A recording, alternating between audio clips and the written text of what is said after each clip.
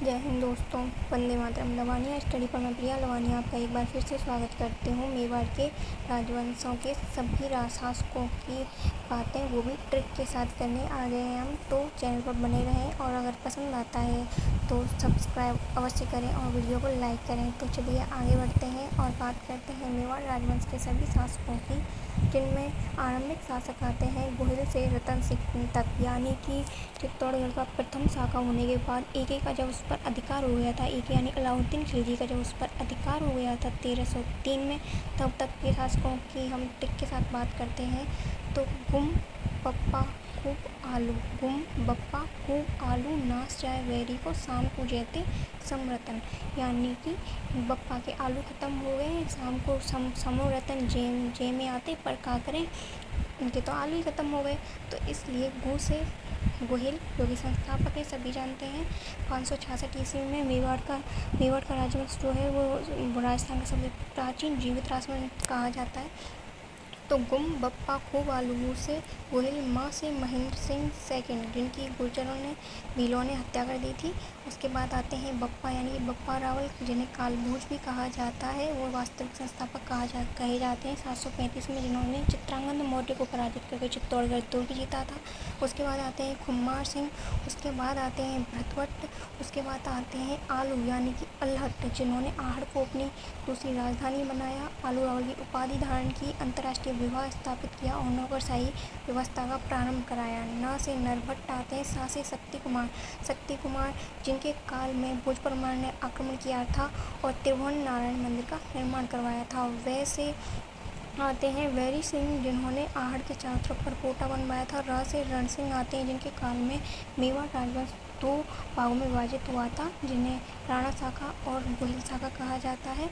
सा से आते हैं आपके सामंत सिंह, जो कि आपके पृथ्वीराज तृतीय के दामाद बहनोई हुआ करते थे और उनकी हत्या हो जाती है तराइन के प्रथम युद्ध में ही। तो सामंत सिंह के बाद आते हैं कुमार सिंह, जिन्होंने कि जालौर के कीर्तिपाल चौहान को हराया था। जैत्र सिंह, जो कि इम्पोर्टेंट शासक हैं, जिन्होंने चित्तौड़गढ़ को अपनी राजधानी बनाया था, इसलिए इन्हें चित्तौड़गढ़ का प्रथम विजेता भी कहा जाता है। फिर आते हैं तेज सिंह, जिनके काल में मेवाड़ का प्रथम चित्रित ग्रंथ श्रावक प्रतिक्रमण सूत्र चूर्णी मिला था। उसके बाद आते हैं समर सिंह, जिन्होंने एक के सेनापति से कर वसूल किया था। उसके बाद आते हैं आपके रतन सिंह, 1301 से 1303 तक, और तब होता है 1303 में एक का आक्रमण, और अमीर खुसरो खजाइन उल फतू में इसकी जानकारी देते हैं। 1303 में अलाउद्दीन खिलजी का चित्तौड़गढ़ पर अधिकार हो जाता है, जो 1303 से 26 तक रहता है, और अलाउद्दीन खिलजी चित्तौड़गढ़ दुर्ग का नाम बदलकर कर देता है खिजराबाद। उसके बाद 1303 से 1313 तक खिजरखां, अलाउद्दीन खिलजी का पुत्र, यहाँ रहता है।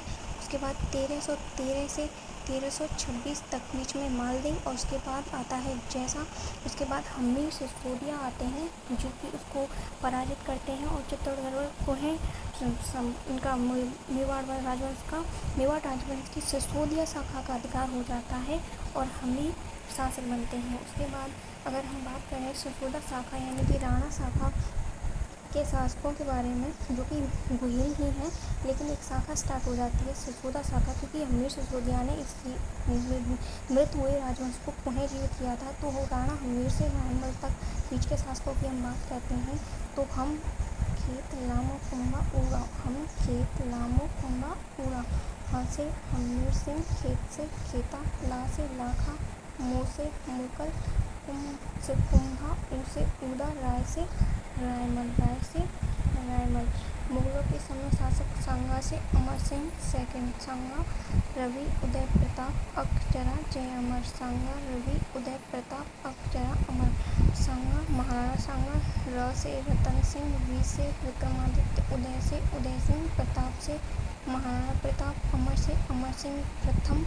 मुगल मेवाड़ संधि होती है 1615। उसके बाद कर्ण सिंह 1620 से 28, जगत सिंह 28 से 38, राज सिंह 38 से 80, जय सिंह प्रथम 80 से 98, द्वितीय मुगल मेवाड़ संधि 1681 में, और उसके बाद अमर सिंह सेकंड 1698 से 1707, और मेवाड़ मुगलों से स्वतंत्र हो जाता है 1707 में। उसके बाद मुगलों से स्वतंत्र संग्राम सिंह से भोपाल संगठन। संजरा अली हम बीज सर स्वयंभू को साफ कर भोपाल। संजरा अली हम बीज सर स्वयंभू को साफ कर भोपाल। संघ से संग्राम सिंह सेकंड, उसके बाद Jagat Singh second, Raj Singh second, Ali Singh second, Hamir Singh second, Bhim Singh second, Bhim Singh, Jawan Singh, Sardar Singh, Swaroop Singh, Shambhu Singh, Sajjan Singh.